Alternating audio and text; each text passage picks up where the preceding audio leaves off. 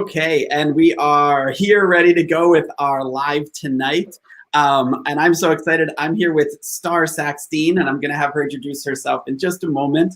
First, we'll preface this. If you hear a little bit of an echo, that's me in this room. There's no furniture in the room I'm in right now, but hopefully it comes across pretty good. But I'm so excited. This is actually day one of the summit this week. Tons of people have been diving into a bunch of sessions, and I know Starr, your session is coming this week, which will be awesome. But I would love for you to just introduce yourself to everyone, just in case anyone doesn't know who you are, and just tell them a little bit about you. Okay, so I'm Starr Sackstein. I was a high school English teacher for 16 years. I ran a journalism program with some amazing kids in New York City. And then I was a leader for 2 years, and now I'm consulting with the Core Collaborative. And I also work on their publishing end with Mimi and Todd Press. And it is my great joy in life to hopefully help people consider different ways to assess kids.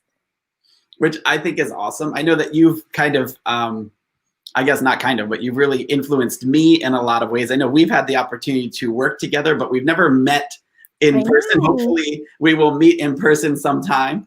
But you've been on the summits that I've done. I know that we have collaborated on some things. So I'm excited to be talking to you tonight. And I'm excited to talk about the topic. So we're going to be talking about assessing the whole child. And I think a lot of times that phrase can kind of come in and out of different circles without people really understanding what that means. So I'd love to kind of start today, if you wouldn't mind, to kind of define, what does that mean when we say assessing the whole child? What does that exactly mean, or what does that entail? And I could definitely tell you what it doesn't mean.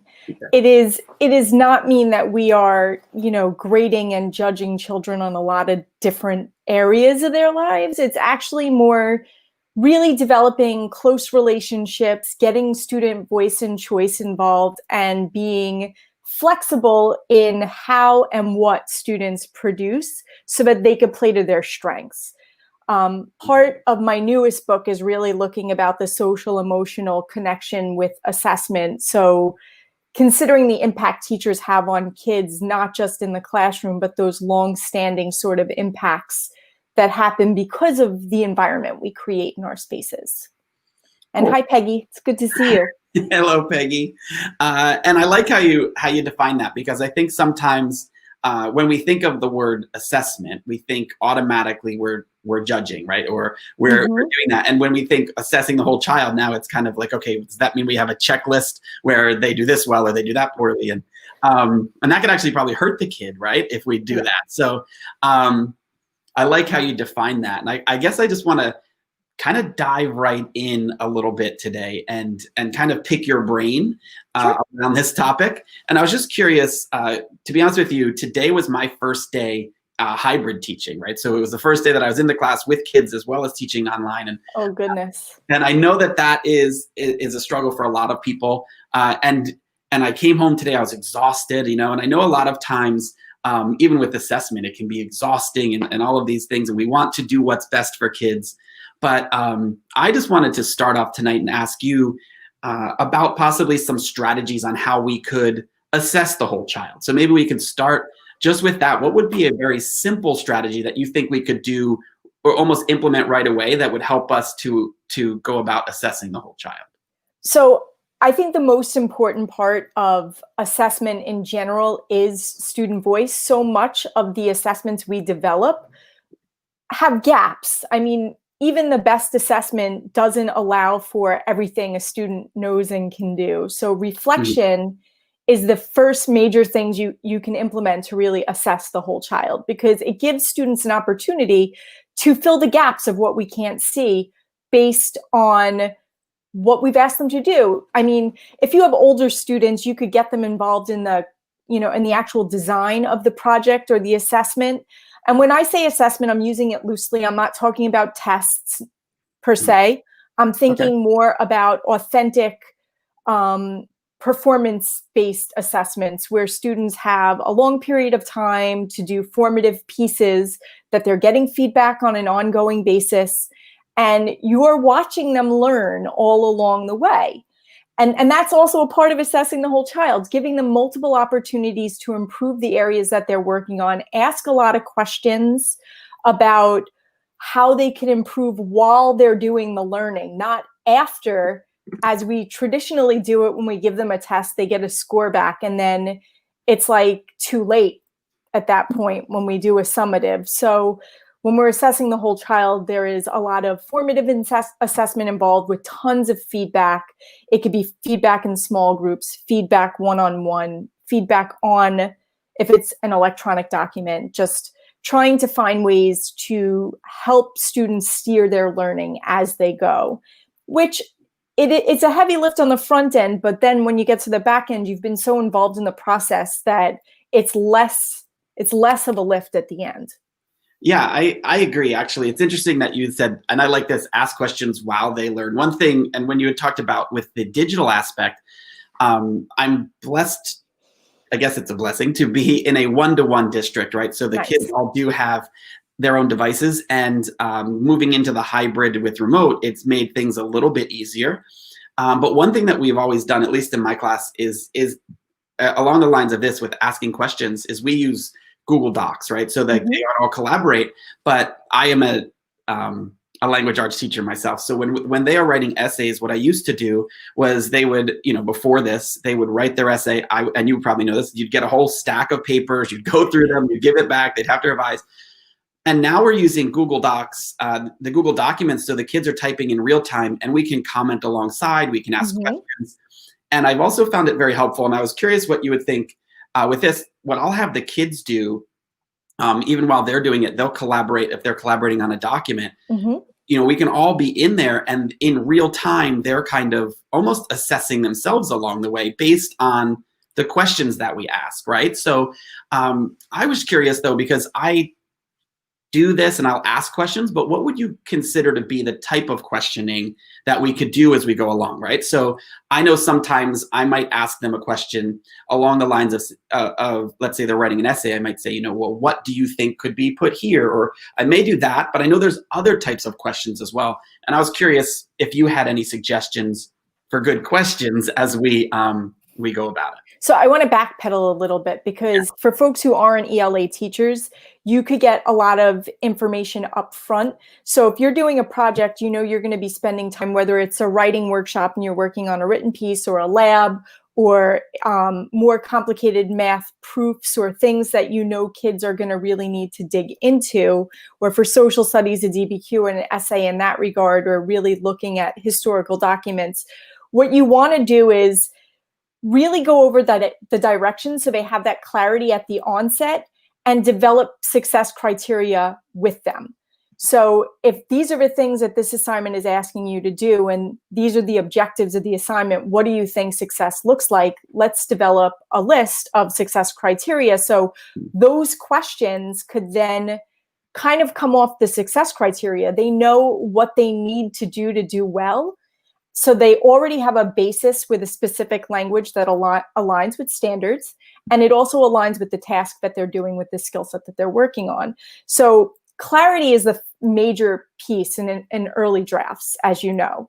So a lot of times you'll get the "is this good" question, which was completely banned in my class. You could never ask "is this good?" You had to ask a specific question that aligned with a particular thing you were working on. So if you were doing an introductory paragraph and you were working on developing context, you might ask me, does this context really involve the reader in what I'm going to be writing about? So teaching them how to ask those really specific questions, because when you got 34 kids in your classroom, there's no way you could answer "is this good?" and get to everybody. It's just not going to happen. So you want to teach them to be super specific, and then also break it into chunks, going to their friends first. So you mentioned, how could the kids get involved with this questioning as well? If they know the success criteria, then the students can say, well, we know a good introductory paragraph has a couple of sentences of context, and it also has a clear thesis statement or a claim, whatever we're calling it this month. And I noticed that your claim is a little unclear. So my question is, can you provide clarity for what you're trying to say here that's going to shape the rest of your essay? Good. I actually, and I love that, provide clarity. I think sometimes and I know I'm guilty of this as a teacher. Sometimes I think I'm providing clarity, and it could be, and I'll be completely honest, sometimes maybe it's just me being a little bit lazy, but I often find that the kids will say that all the time. They'll come up to me and say, is this good? Or is this right? And, kind of thinking about how to do that and really providing them with the model, right? Like you're modeling for them. Here's what the question should look like. I think it could actually transform, how they themselves perform, right? So whether you're, like you had said, whether I'm writing an introductory paragraph or if I'm doing a research project, right? Like I think most of the time what I've found is students want to know, am I doing this right? But if we can really teach them to question properly and we provide that, it's going to go beyond just doing it right and actually diving deeper into things. So I absolutely love. That's the thing too, though, right? Like planning is a huge, huge, huge part of this, right? And so many kids want to skip the planning part and go right to the writing or right to the depth of what they're trying to do. And we really need to slow them down so they have clarity themselves, whether it's outlining or brainstorming or just trying to, like I used to say to my 12th graders, we're going to do a brain dump. You're going to dump everything you know about this topic out. So those are the things you don't have to cite. If you're going to go find information elsewhere and it's not in that original document, you know that you got it from somewhere else and therefore it needs to be cited. And just trying to get them to understand too intellectual sort of, theft and plagiarism and how you could distinguish, especially if it's fact-based or if it's coming from a specific area as well. So kids, when you're assessing the whole child, you're having these conversations along the way. They understand why, the big question of why we're doing this assignment. Why do I have to do this? That question they should be able to answer. And they should also be able to answer, if they're doing well and if there are specific things themselves, because you have provided models. And that's probably how you would have developed the success criteria too. If you gave them a bunch of exemplars, and you said, what makes this good? How can we develop our list of success criteria to emulate that particular model? I like that. I think, and I love the fact, and I'm just going to type it in there just so we have it, but to the model aspect, right? I think, and I think as teachers, we know, okay, we want to model what we want them to do, but to model questioning strategies, to model those types of things, I think are so important. I loved what you said too just then. I don't know if you meant it as a strategy, but the whole brain dump idea, I really like that because it gives them the opportunity to really understand, okay, this is what I know and I need to know. And I like the brain dump, right? It's like it kind of, for me, I'm a visual person, so it's that visual aspect. And I know for students, me as a student, I know that would have helped me. But I really like that next step that you went further. So you had them brain dump, and then it was like, okay, everything that's not in here is what should be cited, or it's not coming from your brain. And that's an interesting way, just from me kind of geeking out as an ELA teacher, that's a cool thing to do, I think, for my kids. But I'm sure it would be great for anyone doing research or anything along those lines. So what age group do you teach, Chuck? So I teach middle school, 6th grade. Yeah, so they should definitely be doing that ahead of time, because if I remember in my brief stint in the middle school ages, I think there's a lot of cutting and pasting, we'll call it. Yeah. Direct copying sometimes from the textbook or wherever else you're getting information from. And I think they need to understand from a very early age that quotation marks aren't enough necessarily. You have to actually be mindful of how much you're taking and how much is your own thinking. Like that's really what these papers are about. Your thinking, not copying someone else's thinking into your paper to make a point. Which I totally agree. And I love it. And I think just moving with now the assessing the whole child, I have a question, and we can kind of chat about this because you had said reflection was big, right? So obviously we want to reflect, ask questions while they learn, provide clarity, develop the criteria together. And I really like that together piece because it's kind of building that ownership. And now when we're talking about the whole child, though, we're also talking about some of their social emotional type needs, right? And those types of things. And I was just curious, and we can kind of bounce the ideas around about this, but when it comes to that side of the child, how could we assess, or what could we do that would be, it's not necessarily assessment, but what could we do to kind of assess that situation, or any strategies that you have there? So the different side, not necessarily the academic, but now we're looking at that child, as a whole person. That's, I mean, that's really, and you can't separate the academic piece from a child from that emotional state. And that's really the danger in grading. And that piece, I'm glad you just brought that up with the, you know, does right mean the teacher likes it, or will I get a good grade? And I like, there's a part of me on the inside that dies whenever I hear things like that, because it is not my judgment as an educator. I have no right to tell a student. I mean, certain things are black and white when we talk about facts, when we talk about in math, you know, certain numbers add up to other numbers. But like as a writing teacher, as a reading teacher, I can make suggestions as a writer to another writer about things I think they could do to improve their writing beyond grammar, obviously, and stuff like that. But ultimately, as an author, you have the choice to determine whether or not what you are saying is the way you want it to. And I think that there's so much personal investment in learning, that building relationships, which is really not something you could do tomorrow. You could certainly start, but it's not going to take one day.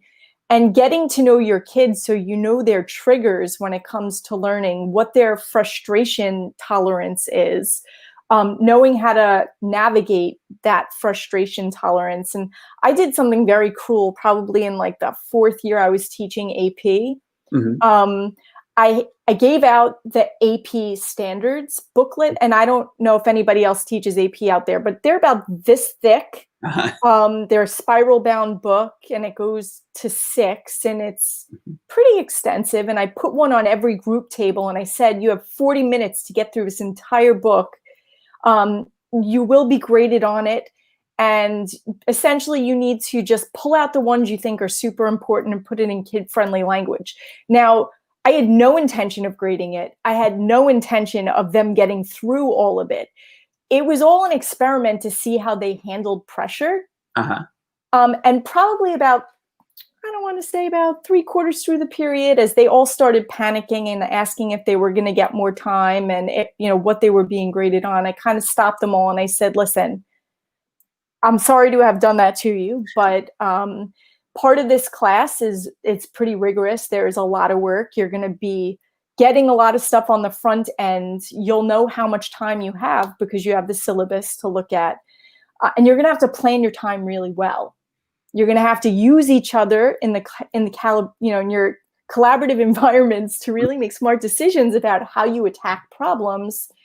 And this was really just a test to see how you attack a problem and whether or not you give up when you realize that you're not going to make it to the end, or if you're going to be willing to stick it out, and what kind of perseverance you have, because this class is really going to require a lot of perseverance. Mm-hmm.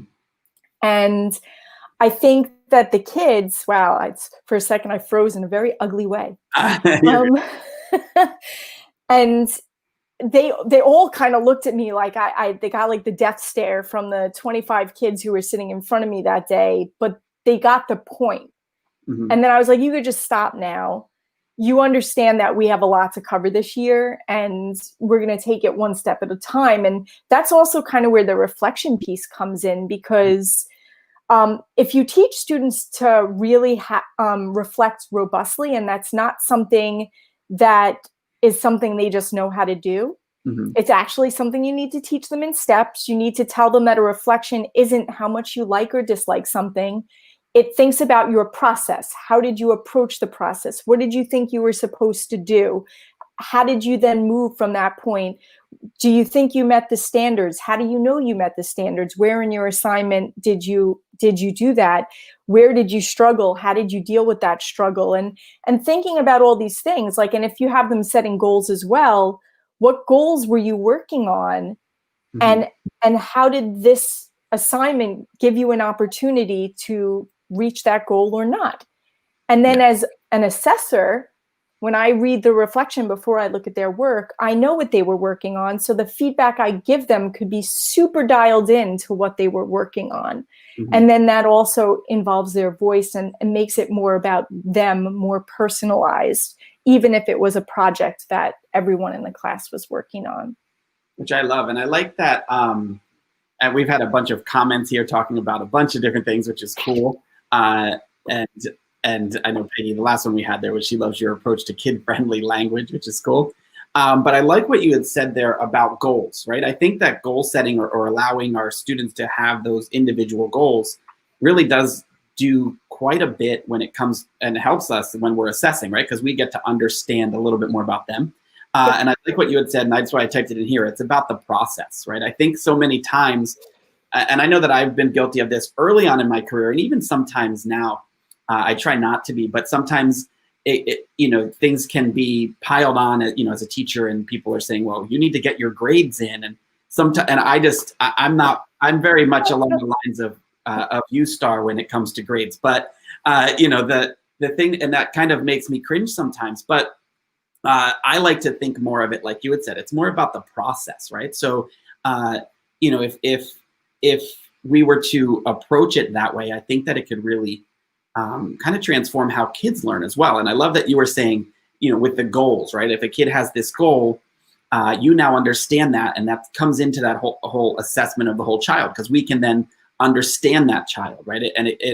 It comes down to, like you had said, relationships, which is something you can't necessarily do overnight, but it is something that takes some time to build, but it just makes a lot of sense. And I think a couple of people, I wanted you to answer some of these comments. Like I know Francis here had said, please guide teachers how to assess these reflections. And, they can be time consuming, right? So sometimes the assessment can be very time consuming. And I like what you had said about doing it along the way, because that does save a ton of time. But I'd love to know your thought on this one. Right here, because I kind of know how you feel, but I would love to know your thoughts on this, where grades can actually undermine the process. They right? do. And I am of the mind that as soon as you put a grade on anything, the learning ends.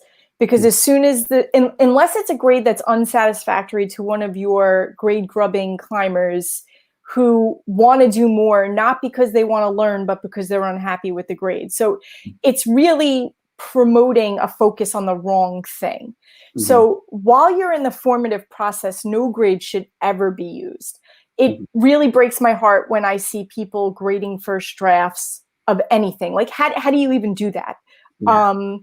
It's unfair. And I think it's also demoralizing to kids that when they've submitted something that was practice and then we grade it like it's final, there's just, it doesn't align for me with really promoting that growth mindset. We want students to understand that everybody starts from a starting point, and then from there we get feedback, we rethink, we revise, we move to the next step. We then further kind of hone what we're trying to say or do, and then move on to what comes after that. And the reflection element, and this kind of came from what you were saying before, Chuck. When I was younger, in my early career, I was very black and white. Everything had to be a certain way. If they didn't do it my way, there was points being taken off. I was offering extra credit for the most ridiculous things. It had nothing to do with learning. And what I learned starting to implement a reflection process is the most important part of any reflection is for them to tell you what they thought they were supposed to do.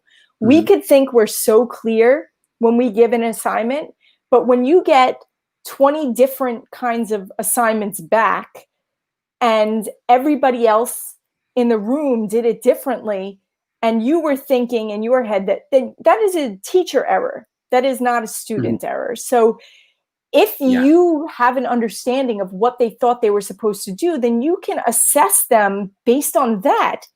Like, all right, it wasn't what I was expecting, but this is what they were trying to do. And they did that really successfully. They just didn't jump through my hoop. So if we shift the lens then to what they were trying to do, it also helps us validate them in that way. And that's a part of assessing the whole child too, finding their strengths, playing to their strengths, and then kind of moving them through their challenges, focusing on their strengths, always uplifting them so that they feel more confident even when they're wrong. Yeah, I absolutely love that. And I think, and I really like what you had said too about, essentially putting a final grade on their practice, right? I think Right. I always tell my students, I've always played sports my whole life, right? So some people are very into sports, some people are into some other things. And I always tell them that I kind of equate, when they're doing an essay or they're doing their work, as we go along, it's a process, right? So I liked to play baseball my whole life. And I always tell them, when I was little, I had to hit off of a tee. And and I kind of do the whole fast forward thing. I said, I was like college baseball and beyond that. And the thing is, if someone would have told me when I was hitting off that tee and failing that I was done and I failed, I would have never continued and wanted to get better, right? And because I was encouraged and someone said, oh, great job, try again. Or someone came in and fine-tuned a little bit, so I was a little bit better along the way, I was able to get to a goal where I wanted to be, right? And I think when we're assessing it, I think that's exactly what assessment is, right? It's feedback. So we're just tweaking things a little bit at a time so that they have that confidence to get even better. And then their final product becomes so awesome because we didn't grade that practice, right? Exactly. And I think, and I like how you put that. It's kind of, I don't think we often think of those things, that first draft, as a practice. We think of it as, this is the assignment, it's due, and you have to turn it in. And if we thought more of it like, all right, great, this was practice, let's tweak it a little bit and do it again, the learning can really, really pop. Annie Dillard wrote a book called Bird by Bird about writing instruction. And one of the chapters she writes about, and I'm sorry for the profanity for a second, it's called Shitty First Drafts. And I used to share it with my AP students, and I even shared with them some of my own writing. Like, no one starts with a perfect first draft. Not even the best writer in the world starts with a first draft. Thomas Jefferson didn't have a perfect Declaration of Independence when he started. There were things that get revised along the way. And I think there is this mentality right now of children that it's so instant gratification that they think as soon as they finish writing something, they don't even bother to reread it to see if it makes sense. And finished, done. It's something we got to break that habit for them. If they're going to be successful in life, they need to understand that, it takes time to really finish something. And I'm going to write that down. I like that.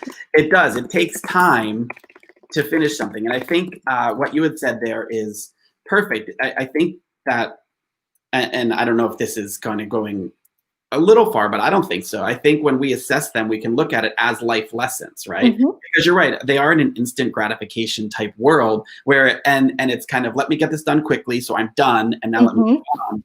But they never master the thing that they turned in, and we want them to master it, right? So I like that you had said, like, it takes time essentially to do things correctly, right? And we want to make sure we teach them to take the time that they need. Right, and to develop themselves as learners. Like, I'm 43. I have been in education for nearly 20 years at this point, and I'm still learning. Every day is still a learning experience. So, like, you have to think about things. And even as a writer, 10 books in, I still have an editor who still sends my stuff back to me and tells me there's things I need to change. They aren't clear. And it's important for them to know that I make mistakes. Sometimes even when they go to print, there are mistakes, but there's still a process in place. And somebody had asked earlier, or had made a comment where offering choices, I think Frances said it, offering choices so that their work does all look different is a good thing, just harder to assess. And I want to address that. It's not harder to assess. I think when we expect the final product to all look the same way for kids, just so that it's easier for us to assess, I think that is really doing children a disservice. Everybody learns a different way. And I think there are many different ways to show that you got something.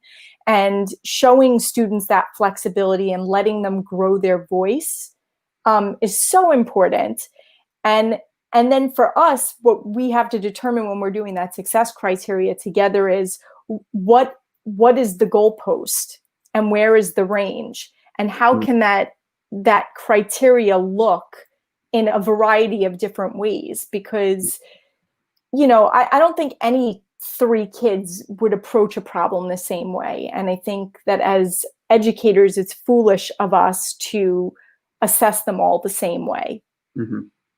Yeah, I agree. I think it becomes, like you had said, it almost puts them in an awkward position. So if they don't learn a certain way, they have to kind of figure it out in order to get the grade. And we want to make it not about that. We want to make it about their individual learner profile, or whatever you want to call it, right? So I think that is super important, and I'm glad that you touched on that, right? Because I think a lot of times, Peggy said, are they ever really finished? And I don't think so, right? I think, and like you had mentioned with your books, I know that you've written a ton of books, which is awesome. And I'm sure, like sometimes you'll finish a book and you're probably thinking it's probably in your hands, and you probably think, I could have done something more here. Or, it's almost as if, even if it's a finished product in our hands, we probably want to do even more. So it's kind of a good question, like, are they ever finished type of a thing? Colleen says, who stops to smell the roses anymore? Wanting a reward instantly is a thing to fight, but it must be, right? So like, it's almost like that, like you had said, we want something instantly. We don't pause. We don't, take the time to go through. We also have to help them understand, though, that process is where the learning happens. And there's so much joy. Like, if we develop learning experiences instead of just worksheets and, question answer kind of things, we want them to engage with the learning in a way that they could own. Mm-hmm. And getting them excited about it. So, I mean, if you have some kids who love technology and I had one student make a movie using Minecraft one year. Mm-hmm. I couldn't have done that if you asked me to. If my life depended on it, I couldn't have done it. But it was brilliant. And the same project, another group of students created a musical. Like, and so if the content is what we're trying to convey, the way they end up doing it, what the product looks like at the end, has that flexibility. So we have to just know our learners. And some years I had kids who loved to perform in person. Other years I had introverted kids who didn't want to perform in person. And you have to adjust based on what their particular needs are, their particular interests. That's why that first month of getting to know them is so important, so that you can start to tailor the way you do your teaching and the way the learning happens in the space around the learners that are in your space. Yeah, I agree. And I love it. And I think I could keep talking forever, but I want to make sure I'm cognitive of your time. So I don't want to take too much of your time, but I guess what I'm seeing a lot here, and I see this, Francis has said, deadlines are real life and finished means time's up. Like, I do think that there is an important thing about deadlines, right? Like, you can't just leave something open-ended all the time. And that's an important lesson as well. How would you kind of touch on that as we end? Okay, so I taught journalism. I said that at the beginning. And yes, deadlines are a real thing. When you're going to print, you have to have things done, and especially when you're doing things in print. Of course, now things aren't in print anymore, they're online, so that they could post as soon as they're finished. I will say this. Learners, adolescent learners, all learn at different paces. Mm-hmm. And they take different times to ripen. So does fruit, so does everything. And yes, deadlines are real in life, but I would really push back on that and say, I know a lot of adults who don't make deadlines. And they do excellent work. And the question you need to ask yourself is, what's more important, meeting the deadline or doing it well? Because you could get a whole room full of kids who could meet the deadline, but it won't be their best work. Whether they waited till the last minute and that's on them, or they just take a little longer than other kids to get things done. And I think I think it's important that we know that, especially in schools, we do have mid-marking periods, end of marking periods. Certain things need to be completed by those points. But with skill acquisition, when we're talking about the actual learning, some kids will get it in the first try. Some kids will get it on the fifth try. And those kids who got it on the fifth try shouldn't be penalized because it took them longer to learn it. The end result is that they all got it when they got it. And if we're looking at a full year's worth of learning as the amount of time we have with an individual student, we need to think about the whole year and not just individual pieces. Yeah. And that makes sense. And I think you're right. Like a whole year, and a year is a long time, right? So in some sense, it's also a short amount of time. But I do like how if you look at that, okay, I have this learner for this full year, and I can help mold them if I can, but I can really kind of steer them in a way that will help them learn in the best way that they can learn. I like that.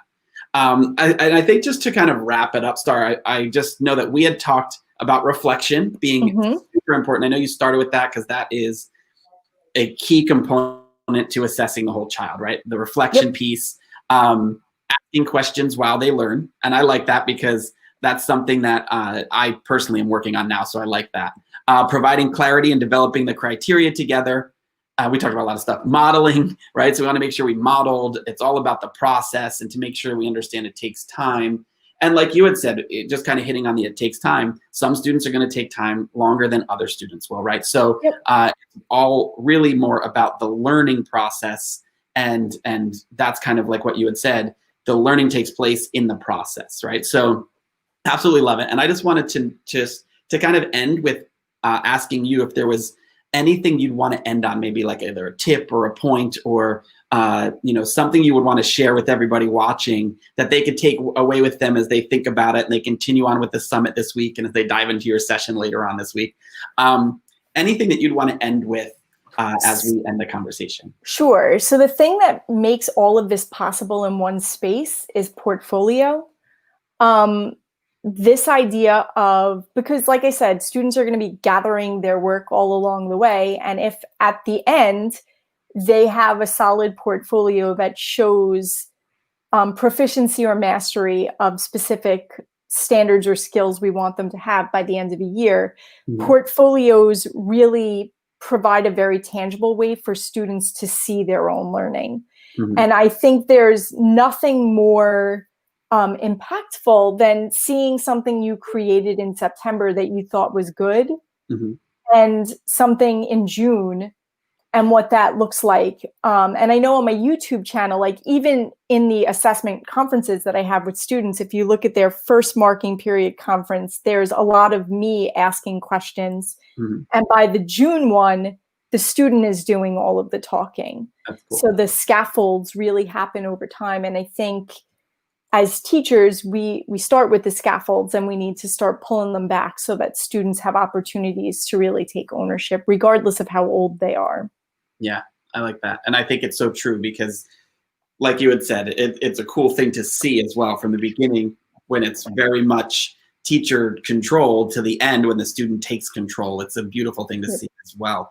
And I like that. I think that the portfolio idea and taking away the scaffolds are key. Awesome. Well, I just want to say thank you, Starr. Is there any way that people can contact you or anything that you want to share that people can find out more about what you're doing or anything like that? Absolutely. So first of all, tomorrow night on Core Chat at 6:30 on Twitter, I'm actually leading a chat on assessing the whole child. So we could talk more about this in depth on that Twitter chat. This one? Yep, that's the one, 6:30 Eastern. Okay. I have a new book coming out with ASCD in March, which is all about this. And additionally, you could get to my website at misssackstein.com, and Miss Sackstein is my Twitter handle, as you could see on the screen. So it's kind of, email is misssackstein@gmail. It's sort of all branded with the Miss Sackstein. And if you've read any of my books, I'm always here to answer questions and dig a little deeper if you're trying stuff out and maybe it's not working in your space and you want to work through it a little bit. And I would definitely recommend to anybody watching to definitely dive into Starr's work if you haven't. And I'm saying that not just because she's here, but I personally have been able to explore some of your work, Starr, and I absolutely love what you do. So I would definitely recommend that to anyone who's watching. And of course, if you haven't signed up yet for the summit, you can go to teachersummit.com/Starr.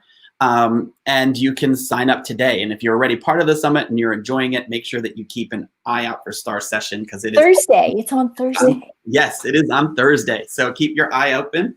And I hope everyone enjoyed this conversation. Starr, thank you so much for being here. And I can't wait for your session this weekend or this week.